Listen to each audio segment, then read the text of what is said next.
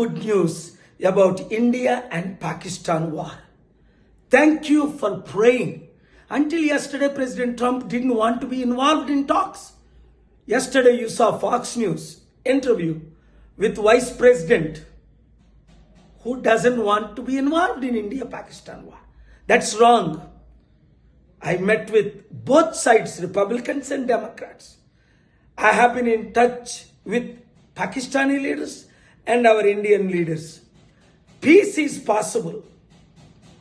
Now some good news, but please pray this to continue and war should be stopped immediately. నిన్నటి వరకు president Trump India Pakistan విషయంలో మేము ఉండవని Marco Rubio అనడం మీరు విన్నారు, secretary of state. Vice president Vance చెప్పడం మీరు విన్నారు.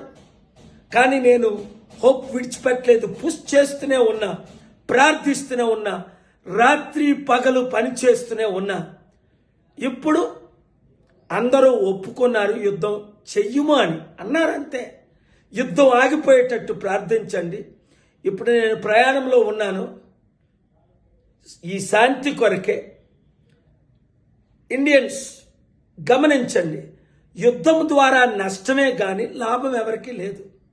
ఇన్నోసెంట్ కుటుంబాలు చనిపోతున్నాయి, లక్షల మంది చనిపోతారు, లక్షల కోట్లు లాసు.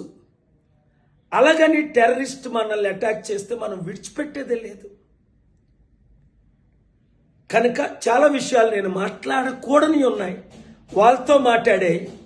ఈ వీడియో అందరూ శాంతి కోరే వారందరూ శాంతి కొరకు మే 24 శనివారం 6 గంటలకు జిమ్ఖానా గ్రౌండ్స్లో మీటింగ్. అలాగే ప్రపంచంలో ఉన్న 200 దేశాల్లో చర్చెస్, మార్క్స్, టెంపుల్, మాస్క్స్ అన్నిట్లో మీటింగ్ అవుతున్నాయి.